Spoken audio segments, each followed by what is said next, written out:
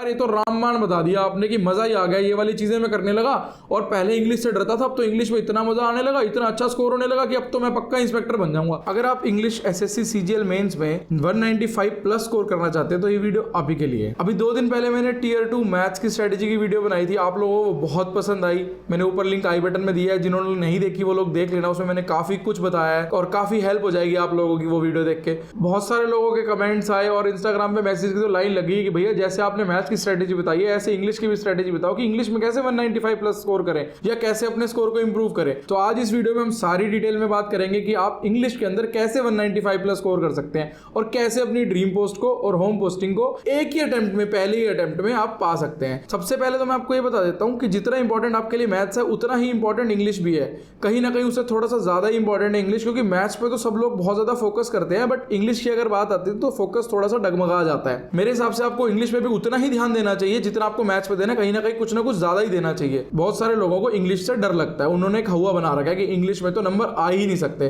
तो भाई ऐसा कुछ भी नहीं है, इंग्लिश में बहुत इजीली नंबर आ सकते हैं। कैसे आ सकते हैं पूरी डिटेल आज ही आपको पता लग जाएगी, इस वीडियो को एंड तक देख लोगे। बहुत सारे जो आपके मन में सवाल होंगे ना उन सबके जवाब आपको मिलते जाएंगे। कैसे पढ़ना है, क्या पढ़ना है, ये तो मैं आपको बताऊंगा। साथ ही साथ मैं आपको ये भी बताऊंगा कि आपको कितना समय किस टॉपिक को देना है, मतलब पूरा प्रॉपर टाइम टेबल के साथ डिस्कस करेंगे। ऐसे ही हवा में स्ट्रेटेजी नहीं बताऊंगा, एक मिनट के हिसाब किताब के साथ आपको स्ट्रेटेजी बताऊंगा कि आपका 1 मिनट भी वेस्ट ना हो, बहुत ही कम समय निकाल के आपकी तैयारी अच्छी हो जाए और आप बहुत अच्छा स्कोर कर पाओ। बहुत सारे ऐसे लोग होंगे जो टीयर 1 में सिर्फ कट ऑफ को जस्ट पार ही किया होगा, मतलब लाइन के बस इस साइड ही आए होंगे। तो भाई आप लोगों को भी घबराने की जरूरत नहीं है। मैं मान सकता हूं कि हो सकता है आप में से बहुत सारे लोगों की इंग्लिश बहुत ज्यादा वीक हो, बट कोई बात नहीं है, अभी आपके पास 3 महीने का, लगभग 3 महीने का समय है। देखो मेरे हिसाब से आपका जो सीजीएल मेंस का एग्जाम होगा वो अगस्त एंड या सितंबर फर्स्ट वीक में होगा। सेफर साइड के लिए मैं ये मान लेता हूं कि अगस्त फर्स्ट वीक में होगा, तो भी अगर आप कैलकुलेट करो तो मई, जून, जुलाई 3 महीने का समय आपके पास। यार 3 महीने में तो पता नहीं क्या क्या हो सकता है, तो ये तो एक मेंस का एग्जाम ही है, ये तो आप इजीली क्लियर कर ही सकते हो। लोगों की जिंदगी बदल जाती है 3 महीने में, तो आप एक मेंस का एग्जाम तो बहुत इजीली क्लियर कर सकते हो। तो सबसे पहले तो अपने मन से ये निकाल दो कि मैं 3 महीने में क्या ही कर लूंगा। आप 3 महीने में बहुत कुछ कर सकते हो। मेरी एक फेवरेट लाइन है, मैं कोशिश करता हूँ हर वीडियो में रिपीट करूँ, इस वीडियो में रिपीट करता हूँ, मान ली तो हार, ठान ली तो जीत। तो अगर आप मान लोगे कि भाई नहीं हो सकता तो नहीं होगा, लेकिन अगर आपने ठान ली कि इन 3 महीनों के अंदर अंदर भाई मैं ऐसे करके दिखा दूंगा कि मैं मेंस के अंदर मतलब फोड़ दूंगा मेंस का एग्जाम, तो फोड़ दोगे यार, उसको कोई ऐसी दिक्कत वाली बात नहीं है। बहुत सारे आप में से बहुत सारे ऐसे लोग होंगे जिनके बेसिक्स अभी उतने क्लियर नहीं है। तो देखो यार सबसे पहले ना आपको ना बेसिक्स क्लियर करने हैं। बेसिक्स क्लियर करने के लिए मैं पहले भी अपनी बुक्स और स्ट्रेटेजी वाली वीडियो में बता चुका हूं कि आप कौन कौन सी बुक से बेसिक क्लियर कर सकते हो। मैं थोड़ा सा ब्रीफ में अभी भी बता देता हूं। देखो सबसे पहले तो अगर आप कहीं पे कोचिंग ले रहे हो और आपको उनकी बात समझ में आ रही है तो आपको इधर उधर भागने की जरूरत नहीं है, वो सफिशिएंट रहेगा आपके लिए। या अगर आप कहीं कोचिंग नहीं ले रहे या आप कोचिंग अफोर्ड नहीं कर सकते या जहां भी आप कोचिंग ले रहे हो वहां उतना समझ नहीं आ रहा जितना आपने एक्सपेक्ट किया था, तो आपको क्या करना है, आपको, मैं पर्सनली जिस बुक से पढ़ता था, मैं नीतू सिंह से पढ़ता था, उस समय इस बुक का नाम होता था प्लिंथ टू पैरामाउंट। अब ये नाम बदल के वॉल्यूम 1 हो गया है। तो इस बुक में बहुत ही सरल तरीके से बताया हुआ है कि आपको कैसे कैसे चैप्टर को पढ़ना है। इस बुक को जब आप पढ़ोगे तो आपको ऐसा लगेगा कोई टीचर पढ़ा रही है। तो ये बुक आपके लिए बहुत हेल्प करेगी। आप चाहो तो ये बुक ले सकते हो, इसका लिंक भी मैं डिस्क्रिप्शन में दे दूंगा। वो में से बहुत लोग ऐसे भी होंगे जिनको बुक से उतना समझ नहीं आता जितना एक टीचर से समझ में आता है। अगर आपको मतलब किसी टीचर को फॉलो करना ही है तो मैं आपको ये सजेस्ट करूंगा कि आप ईशा मैम है, वो इंग्लिश पढ़ाती है, उनकी वीडियोस देखो एक बार। आपको बहुत सिंपल तरीके से उन्होंने पढ़ा रखा है, मतलब आपको उससे सिंपल वीडियोस शायद ही पूरे यूट्यूब पे मिलेंगी। उनकी वीडियो की प्लेलिस्ट का लिंक डिस्क्रिप्शन में दे दूंगा, आप एक बार चेकआउट जरूर करना। सिर्फ 15 मिनट निकालने के लिए कह रहा हूं, दिन में 15 मिनट निकाल के एक बार उनकी कोई भी वीडियो देखना। मैं गारंटी के साथ कह सकता हूं कि सिर्फ एक वीडियो तक आप सीमित नहीं रहोगे, आप पूरा के पूरा जितना अवेलेबल कोर्स है ना उनका यूट्यूब पे वो सारा ही देख लोगे। तो एक बार जरूर ट्राई करना, मैं उसका लिंक डिस्क्रिप्शन में दे दूंगा, आपकी बहुत ज्यादा हेल्प हो जाएगी। ये जो बेसिक क्लियर करने वाली मैंने आपको बात बताई है ना, ये ओवरनाइट नहीं हो सकता कि आप आज रात को बैठ गए, पूरी रात बैठ के सारी वीडियो देख लूंगा तो मेरे बेसिक क्लियर हो जाएंगे। नहीं, ऐसा नहीं होता। अगर आपने 2 दिन खाना नहीं खाया तो एक ही बार में 2 दिन का खाना खाने से आपकी मतलब कुछ हेल्प नहीं होने वाली, उससे कहीं ना कहीं नुकसान ही होगा। रेगुलरली और कंसिस्टेंसी के साथ पढ़ोगे ना तो आपका बेसिक्स बहुत इजीली क्लियर हो जाएंगे। जो मैंने अभी आपको बुक बताई, नीतू सिंह वॉल्यूम 1 और ईशा मैम की वीडियो क्लासेस, अगर आप इन दोनों को पैरेलली लेके पढ़ोगे, मतलब दोनों की हेल्प लेते लेते पढ़ोगे तो भैया बहुत अच्छे से बेसिक्स आपके क्लियर हो जाएंगे। फिर भी अगर आपको किसी पर्टिकुलर टॉपिक में डाउट हो या कोई भी डाउट हो तो आप मुझे कमेंट सेक्शन में पूछ सकते हो या मुझे इंस्टाग्राम पे मैसेज कर सकते हो। मैं अपनी इंस्टाग्राम आईडी का लिंक डिस्क्रिप्शन में दे दूंगा। अब देखते हैं कि प्री और मेंस में फर्क कहां है। देखो इंग्लिश के प्री और मेंस में सबसे पहला डिफरेंस तो ये है कि वहां पे नंबर ऑफ क्वेश्चंस कम है, यहाँ पे नंबर ऑफ क्वेश्चन ज्यादा है, तो उन्हीं के ही नंबर ऑफ क्वेश्चंस आपको बढ़ जाएंगे। मतलब मान लो अगर पहले किसी टॉपिक में प्री में एक क्वेश्चन आ रहा है तो हो सकता है यहाँ पे उसी टॉपिक से 5 क्वेश्चन आ जाए। तो ऐसे करके एक तो यहाँ बढ़ेगा आपका। दूसरा, मेंस में कुछ चुनिंदा ऐसे टॉपिक या चैप्टर्स हैं जो प्री में नहीं पूछे जाते या बहुत कम पूछे जाते हैं। एग्जाम्पल के तौर पर देखो, मेंस में एक्टिव, पैसिव, डायरेक्ट, इनडायरेक्ट, इस पे ज्यादा सवाल आते हैं। प्री में आते ही नहीं या आते हैं तो इक्का दुक्का आते हैं। क्लोज टेस्ट, प्री के अंदर शायद ही कोई क्वेश्चन क्लोज टेस्ट का देखने को मिलता है, इक्का दुक्का कोई क्वेश्चन आ जाए तो कह नहीं सकते। मेंस में इसकी काफी अच्छी वेटेज होती है। सेंटेंस अरेंजमेंट, जंबल्ड भी कहते हैं जिसको कुछ लोग, प्री के अंदर बहुत कम क्वेश्चन या एक भी क्वेश्चन नहीं मिलता, बट मेंस में यहाँ पे क्वेश्चन आपको ज्यादा मिलते हैं। तो ये 3-4 चैप्टर आपके लिए नए हो गए हैं, तो इन पे थोड़ा सा आपको ज्यादा फोकस करना है क्योंकि ये आपने प्री में नहीं पढ़ रखे थे। अब टाइम टेबल पे चलने से पहले मैं एक छोटी सी आपको बात बताना चाहूंगा। सपोज करो कि आपने इस मार्केट से एक शर्ट सिलवानी है, आप उसके लिए 1.25 मीटर कपड़ा लेके आ गए, तो कपड़ा तो आपके पास फिक्स है 1.25 मीटर। अब सोचो अगर दर्जी ने बाजू जितनी आपने बोली थी उससे लंबी कर दी, तो उसको कहीं ना कहीं दूसरी जगह कॉम्प्रोमाइज करना पड़ेगा ना, या तो शर्ट की लेंथ छोटी करनी पड़ेगी या शर्ट टाइट करनी पड़ेगी। दोनों ही केसेस में शर्ट आपके पहनने लायक नहीं रहेगी। तो ये एग्जांपल मैंने आपको क्यों दिया, ये मैंने आपको एग्जांपल इसलिए दिया कि आपके पास दिन में घंटे बहुत लिमिटेड हैं और उन्हीं लिमिटेड घंटों में आपको मैक्सिमम यूटिलाइजेशन करना है। सपोज करो कि आप एक ही चीज में ज्यादा समय दे रहे हो और दूसरी चीज आपकी वीक हो गई, तो कहीं ना कहीं तो वही शर्ट वाली बात होगी ना, वो किसी काम की नहीं रहेगी, तो वैसे ही वो आपका एग्जाम क्लियर नहीं होगा। तो इस एग्जांपल को देखते हुए एक बहुत ही प्यारे तरीके से मैंने ना आपके टाइम को डिवाइड किया है। मैं ये मान के चल रहा हूं कि अगर आप मेंस की तैयारी कर रहे हो तो आप 3.5 घंटे तो मिनिमम इंग्लिश को दोगे ही। अगर इससे ज्यादा दे पाओ तो उसी प्रोपोर्शन में जो मैं आगे आपको टाइम टेबल बताने वाला हूं आप उसको इंक्रीज कर सकते हो। 3.5 घंटे मतलब 210 मिनट्स। आओ देखते हैं कि इन 210 मिनट की मैक्सिमम यूटिलाइजेशन हम कैसे करेंगे और कैसे इसको प्रॉपरली डिवाइड करेंगे कि सब चीजें साथ के साथ आपकी इंप्रूव हो और आपको पता ही ना लगे कि over time with in days, कुछ ही दिनों में आपको इंप्रूवमेंट दिखने लगेगी और आपका स्कोर बहुत ज्यादा इंप्रूव हो जाएगा। थैंक यू बोलना चाहो तो मुझे बोल सकते हो, बाकी नहीं भी बोलोगे तो चलेगा। सबसे पहले वो जो 210 मिनट है उसके सबसे पहले जो 30 मिनट है वो आपने कहा देने हैं। वो 30 मिनट जो मैंने आपको नीतू सिंह मैम की बुक बताई है ये पढ़ने में देने हैं, या ईशा मैम की जो वीडियो ट्यूटोरियल है वो पढ़ने में देने हैं, और दोनों में ही दे दोगे। अगर एक्स्ट्रा टाइम हो तो 30 मिनट इसको, 30 मिनट उसको, बट मैं मान के चल रहा हूं कि आप 30 मिनट तो दोगे या इस बुक को या मैडम की वीडियोस को। उससे क्या होगा, आपके ना कंसेप्ट स्ट्रांग हो जाएंगे। अब सपोज करो आपने मैडम की वीडियोस देखी तो एक समय के बाद वो सारी वीडियोस कंप्लीट हो जाएंगी, तो आपने क्या करना है, दोबारा से ही पहली वीडियो देखनी शुरू करनी है, क्योंकि अलग अलग चीजों को एक बार करने से बेटर है एक चीज को बहुत बार कर लो, आपको इंप्रूवमेंट हो जाएगा। और वहीं अगर आप बुक से पढ़ रहे हो, इस बुक में 25 चैप्टर है ग्रामर के और उसके बाद वोकैब के, तो अब 25 चैप्टर है। सपोज करो आपने आज से पढ़ना शुरू किया, आज आपने पहला चैप्टर उठाया, मान लो नाउन, आपने नाउन पढ़ा, नाउन लेकिन आपका पहले पढ़ रखा था वो तो 30 मिनट की जगह 20 मिनट में हो गया, तो अगले 10 मिनट आप क्या करोगे, अगले 10 मिनट अगला चैप्टर उठा लोगे। फिर उसके बाद क्या करोगे, आप वहां पर जहां तक आपने 10 मिनट में पढ़ लिया वहीं छोड़ देना उसको। आपको बेसिक रीडिंग करनी है, याद करने की जरूरत नहीं है, क्योंकि अगर आप बार बार एक चीज को रीड करोगे तो आपके सबकॉन्शियस माइंड में अपने आप वो सेट हो जाएगी और आपको अपने आप याद हो जाएगी, वो आपको याद करने के लिए एफर्ट नहीं करना पड़ेगा।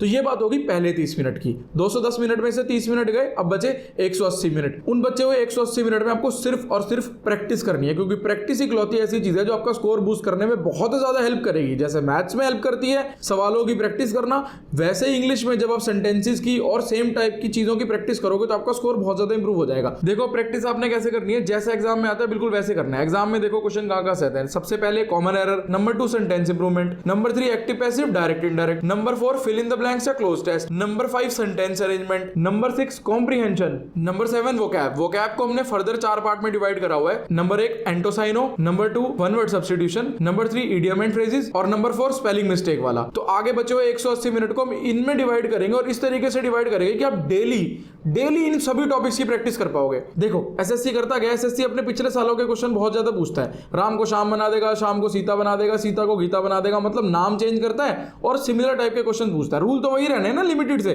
उन्हीं में से सवाल आने, उन्हीं में से पेपर आना है। तो आपको क्या करना है, आपको प्रीवियस ईयर के कोई भी अच्छे पब्लिशर की बुक ले लो जो चैप्टर वाइज तरीके से हो, जिसमें जो चैप्टर्स के मैंने अभी नाम लिए इन सभी चैप्टर्स के नाम हो। मैं पर्सनली किरण को प्रेफर करता हूं, क्योंकि मैंने अपने टाइम पे भी किरण पढ़ी थी, निशान सर ने भी अपने टाइम पे किरण पढ़ी, और ये पुराना पब्लिशर है तो गलतियों के चांसेस भी बहुत कम है। ऐसे ही एक बुक है किरण की चैप्टर वाइज, ये मेरे टाइम वाली बुक तो नहीं है, वो तो मैंने शायद किसी को दे दी, ये निशान सर ने अभी कुछ समय पहले मंगाई थी, तो ये वो वाली बुक है। इस बुक के अंदर आप देखोगे ना तो इस बुक के अंदर ऑलमोस्ट जो मैंने आपको चैप्टर्स बताए उसी तरीके से स्प्रेड कर रखा है। देखो सबसे पहले बात करते हैं जो मैंने आपको बताया कॉमन एरर की। अभी आपके पास 180 मिनट बचे हुए थे, उन 180 मिनट में से आपको 20 मिनट कॉमन एरर पढ़ने हैं। कॉमन एरर आपने पढ़ने कैसे हैं, आपने इस बुक को खोलना है, इस बुक के पहले सेंटेंस से शुरू हो जाना है, पहले सेंटेंस से लेके 20 मिनट तक जितने भी आपके सेंटेंसेस हो वो आपने करने हैं। सपोज करो कि पहले दिन आपने 20 मिनट में 20 ही सेंटेंसेस कर पाए तो कोई बात नहीं, वहीं पे उसको छोड़ दो, अब अगले टॉपिक पे चले जाओ। ऐसे भी जब अगले दिन करोगे तो अगले दिन हो सकता है 20 मिनट में 25 कर पाओ। ऐसे धीरे धीरे करके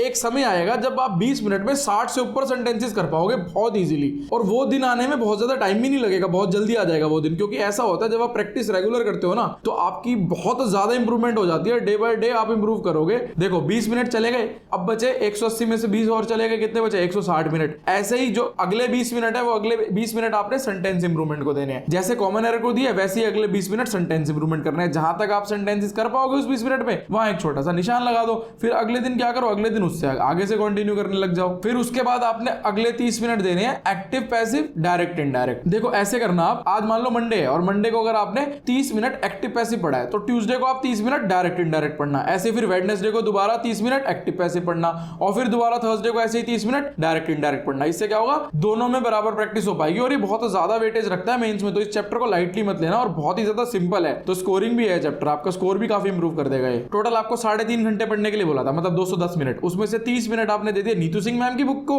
या ईशा मैम की वीडियोस को, बचे 180 मिनट। उसमें से 20 मिनट आप दे चुके हो कॉमन एरर को, बचे 160। उसमें से 20 मिनट आप दे दिए सेंटेंस इंप्रूवमेंट को, बचे 140। उसके बाद आपने 30 मिनट दे दी एक्टिव, पैसिव, डायरेक्ट, इनडायरेक्ट को, बचे 110। जो अब अगले 30 मिनट है वो ऐसे ही आप दे दोगे फिल इन द ब्लैंक्स या क्लोज टेस्ट को, तो उससे वो भी इंप्रूव हो जाएगा। अब बचे 80 मिनट। उन 80 मिनटों में से आपने 35 मिनट दे देने हैं किसको, वोकैब को। वोकैब को कैसे, मैंने आपको बोला था वोकैब को 4 पार्ट में डिवाइड करना है। 10 मिनट एंटोसाइनो को, 10 मिनट 1 मिनट सब्स्टिट्यूशन को, 10 मिनट देने हैं इडियम फ्रेजेस को और 5 मिनट देने हैं स्पेलिंग मिस्टेक वाले को। अब बचे कितने आपके पास, 45 मिनट। उस 45 मिनट्स में आपने 30 मिनट देने हैं सेंटेंस अरेंजमेंट को, मतलब जो जंबल्ड वाले होते हैं उसकी प्रैक्टिस करनी है, और बचे हुए 15 मिनट आपने देने कॉम्प्रिहेंशन को। अब आपका मुझसे सवाल होगा, पहला सवाल तो ये होगा कि मैंने कॉम्प्रिहेंशन को सिर्फ 15 ही मिनट क्यों दिए। देखो यार ऐसा है, कॉम्प्रिहेंशन का आपको पैराग्राफ तो पता नहीं कि कहां से आएगा कहां से नहीं आएगा, तो अगर आप 15 मिनट भी डेली प्रैक्टिस कर रहे हो तो आपकी अच्छी खासी प्रैक्टिस हो जाएगी। कुछ प्रैक्टिस आपने प्री में भी करी होगी, तो मेरे हिसाब से इसमें 15 मिनट से ज्यादा इन्वेस्ट करने का कोई यूज है नहीं। तो आपके मन में अब अगला सवाल ये आ रहा होगा कि भैया कैसी बात कर रहे हो, सिर्फ 20 मिनट 30 मिनट देने से क्या हमारा 95 प्लस स्कोर आ जाएगा? तो मैं आपको दावे के साथ कह सकता हूं कि ये 20 या 30 मिनट जब आप दोगे ना तो स्टार्टिंग में तो जो नंबर ऑफ क्वेश्चंस आप अटेम्प्ट कर पाओगे वो कम रहेगा, लेकिन विद टाइम आपके नंबर ऑफ क्वेश्चंस बहुत ज्यादा बढ़ जाएंगे और आपकी इतनी ज्यादा और इतनी अच्छी प्रैक्टिस हो जाएगी कि आपको इंग्लिश का एक तो मन से डर निकल जाएगा, उसके बाद इंग्लिश आपकी बहुत जल्दी होने लगेगी और बहुत ज्यादा स्कोर कर पाओगे आप, क्योंकि बहुत हाई प्रोबेबिलिटी होगी कि जो क्वेश्चन आपको एग्जाम में आएगा या जिस रूल पे क्वेश्चन आपके एग्जाम में आएगा वो क्वेश्चन आप ऑलरेडी प्रैक्टिस कर चुके होगे। जितनी इंपॉर्टेंट मैथ्स में प्रैक्टिस है उतनी इंपॉर्टेंट इंग्लिश में भी है प्रैक्टिस करना, वही आपका स्कोर इंप्रूव कर सकती है। और कोई तरीका नहीं इंग्लिश में स्कोर इंप्रूव करने का। अगर कोई भी बंदा क्लेम करे ना कि मैं ये कर दूंगा और वो कर दूंगा और ऐसे आपका स्कोर इंप्रूव करा दूंगा, तो भैया कोई जड़ी बूटी खाने से स्कोर इंप्रूव नहीं होगा। स्कोर इंप्रूव करने का एक ही तरीका है, प्रैक्टिस, प्रैक्टिस एंड प्रैक्टिस। सही तरीके से प्रैक्टिस करोगे तो स्कोर आपका आसमान छुएगा, और ये बात मैं गारंटी के साथ बोल सकता हूँ, ट्राइड एंड टेस्टेड है। ये मैंने अपने ऊपर भी टेस्ट कर रखी है, ट्राई कर रखी है, और भी बहुत सारे कैंडिडेट्स को मैंने बताया और उन्होंने ट्राई करा और वो सारे आज की डेट में सिलेक्टेड हैं। ये सुनने में थोड़ा सा अजीब लग रहा होगा, बट जब आप इसको करने लगोगे ना तो 3 या 4 दिन के अंदर ही आपको डिफरेंस पता लगने लग जाएगा कितना ज्यादा डिफरेंस है। और एक चीज का ध्यान रखना, जो मैंने आपको बोला है ना 20 मिनट या 30 मिनट आपने पढ़ना है, तो वो 20 या 30 मिनट में एक तो फोन नहीं होना चाहिए आपके पास और आपको कोई और डिस्टर्बेंस का एलिमेंट नहीं होना चाहिए। जिस दिन भी आप ये वीडियो देख रहे हो और जिस दिन से भी आप ये करना स्टार्ट करोगे, जो मैंने आपको टाइम टेबल बताया है, उससे 1 महीने तक ये करना। उसके बाद जो बचे हुए 2 महीने होंगे ना उसको आपने अलग तरीके से करना है। देखो कैसे करना है, 1 महीने के बाद अगले 1 महीने तक आपने क्या करना है, 1 दिन तो ये रूटीन फॉलो करनी है जो मैंने आपको बताया, और 1 दिन मतलब जैसे मंडे को ये रूटीन फॉलो करी जो मैंने आपको बताया, फिर ट्यूसडे को आपने क्या करना है, ट्यूसडे को वो रूटीन तो करनी है। साथ में ये वाली एक बुक आती है, इसके अंदर प्रीवियस ईयर के ना सारे पेपर हैं। किस चीज के, सीजीएल टीयर 2 के। इसमें 21 तो मॉडल टेस्ट है और 35 प्रीवियस ईयर पेपर हैं। तो आपने क्या करना है, आपने 1 दिन तो मैंने बता दिया जो तरीका वो करना है। मान लो मंडे को आपने वो किया, तो ट्यूसडे को आप क्या करोगे, इसके अंदर कोई भी एक पेपर उठाओगे और उसको सॉल्व करोगे। अब वो पेपर सॉल्व करने के लिए आपको बस 2 घंटे का समय होता है, 120 मिनट, तो 3.5 घंटे में से 2 घंटे तो निकल ही गए, बचे कितने, 1.5 घंटे। उस 1.5 घंटे में से 30 मिनट आपने एनालाइज करना है। जो पेपर आपने 120 मिनट में दिया उसको एनालाइज करने के लिए 30 मिनट करना है, तो मतलब 150 मिनट। अब हो सकता है आपके मन में ये आ रहा हो क्या भैया 30 मिनट के अंदर पेपर एनालाइज हो जाएगा? तो भाई बिल्कुल हो जाएगा 30 मिनट के अंदर पेपर एनालाइज। ये तो स्टार्टिंग का टाइम बता रहा हूं, जब ये प्रैक्टिस करने लग जाओगे ना आप, तो हो सकता है कि आपकी गलतियां ही ना हो, आपको एनालाइज ज्यादा करना ही ना पड़े, मोस्ट ऑफ द क्वेश्चन आपके ठीक होने लग जाएंगे जब आप ये प्रैक्टिस करने लगोगे। तो देखो 150 मिनट चले गए, अब बचे आपके पास 60 मिनट। तो उन 60 मिनट में आपने क्या करना है, 30 मिनट तो वो जो मैंने आपको बताया था ना बेसिक्स क्लियर करने के लिए अपने नीतू सिंह मैम की बुक या ईशा मैम की वीडियोस, वो 30 मिनट आपने वहां देने हैं। आपको वो तो डेली देखनी है या डेली पढ़ना है उस बुक से, क्योंकि बेसिक जितनी बार आप रिवाइज कर लोगे ना उतने आपके दिमाग में ना छप जाएंगे। चाहे किताब से पढ़ लो चाहे वीडियो से पढ़ लो, वो आपकी मर्जी है, लेकिन डेली होना चाहिए काम। 30 मिनट तो डेली निकालने ही निकालने हैं। अगर बुखार भी हो ना 100 102 पे, तो भी 30 मिनट जरूर निकालना, क्योंकि ये वाली रूटीन टूट गई ना आपकी, अगर ये डेली बेसिक पढ़ने वाली, तो आपके ना माइंड के अंदर जो अपने आप बिना याद करे चीजें याद हो रही है ना, वो वीक हो जाएंगी। मैं ये चाहता हूं कि आपको याद करने का एफर्ट ही ना लगे और ये रूल्स वगैरह सारे आपके दिमाग में छप जाए। क्वेश्चन देखा, देखते ही पता लग जाए अपने आप ही कहां रूल है, दिमाग अपने आप ही बोले कि भाई इसका सही आंसर ये है, फटाफट से टिक लगाओ, फटाफट से सिलेक्ट करो उसके आंसर को और अगले क्वेश्चन पे चलो। तो धड़ाधड़ पेपर होता जाएगा और बिल्कुल ठीक हो जाएगा। तो अब कितने मिनट हो गए आपके, 120 मिनट का पेपर, 30 मिनट का एनालिसिस, 30 मिनट का बेसिक्स क्लियर करना, तो आपके हो गए 180 मिनट। जो बचे हुए 30 मिनट है उसके अंदर वो कैब। तो देखो यार, अगर आप ये फॉलो कर लोगे तो आपका बहुत ज्यादा स्कोर इंप्रूव हो जाएगा। आपको खुद लगेगा डिफरेंस की यार ये तो रामबाण बता दिया आपने कि मजा ही आ गया, ये वाली चीजें मैं करने लगा और पहले इंग्लिश से डरता था, अब तो इंग्लिश में इतना मजा आने लगा, इतना अच्छा स्कोर होने लगा कि अब तो मैं पक्का इंस्पेक्टर बन जाऊंगा। ऐसे आपके अंदर से आवाज आएगी आपको, मतलब आपकी अंतरात्मा बोलेगी कि भाई अब तो तेरा सीजीएल पक्का क्लियर हो जाएगा, अब तो भाई मजे हो गए। तो ठीक है भाई, अगर कोई डाउट हो तो कमेंट कर देना या मुझसे इंस्टाग्राम पे भी पूछ सकते हो। अपने माता पिता की इज्जत करो, उनको दिन में एक बार जरूर हंसा दिया करो। हंसते रहो, हंसाते रहो, मौज लो, रोज लो, ना मिले तो खोज लो। टेंशन नहीं लेनी भाई, पेपर क्लियर हो जाएगा। मेहनत करते रहो और एंजॉय करते रहो, हंसते रहोगे, मेहनत करते रहोगे तो पक्का पेपर क्लियर हो जाएगा। All the best.